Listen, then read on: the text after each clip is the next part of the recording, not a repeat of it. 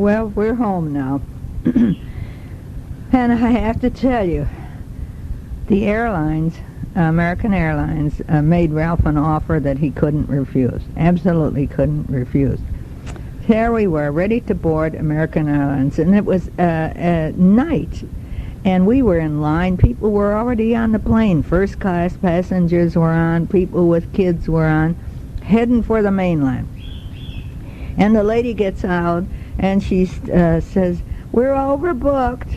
I cannot understand that, personally, why they should be overbooked. They have computers. What happens there?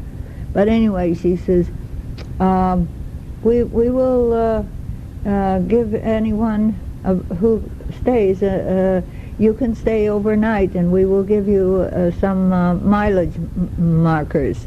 Okay, so Ralph goes up there to talk to them, and he come back and he says, "Is it okay if we stay?" And I said, "I guess so." Okay, so they offered him a cab ride downtown Honolulu, which cost $20, and a room there which cost $100 plus, and it was right next to the Hawaiian Waikiki Village, their gardens. It was 2 doors away from the hotel that we had stayed at the last time we were here. Beautiful area there, nice and clean. And then they offer you a cab drive back. Well, Ralph was asking for a dinner too. You know, he pushes it to the limit.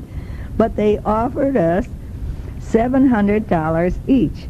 That's $1,400 to stay overnight and let someone else take our seats. Isn't that amazing? That was the cost of our airfare to and from Hawaii. So now we did that. We went there, we stayed overnight. And there was another couple there, and Ralph was talking to him, and he did the same thing. But he said that he had stayed overnight the night before, him and his wife, and they had given him $600 each. So he's got $2,000 plus, and for 2 nights. And Ralph says, "My gosh, what are you going to do with all those mileage? It's all on American Airlines, you know, you don't get the cash." And he says, "Well, we're planning a trip around the world." I guess so. I guess he can go around the world for that. Well, anyway, it was just nice. Now, then we came back the next day and ready to board American Airlines again for the mainland, and they didn't say anything about that. So it's just aloha from Hawaii. Goldie and Leroy expected us last night, but we come home and they weren't too crabby. They were happy. There's Leroy hollering in the background.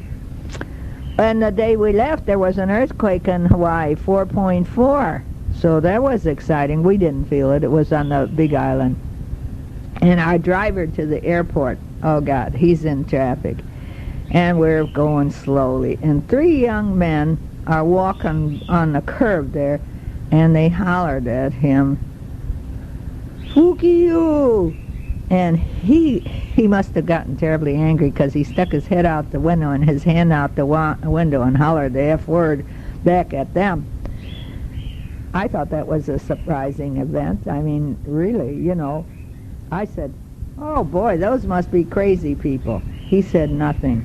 And I'm sure he was probably worried that I would report him, because I don't think that was the behavior of when he had a woman in the cab. If he'd just had men in the cab, you know, who cares, you know what? I don't think he should have done that, but that's my own opinion. I mean, we've all said that word. We can't complain too much.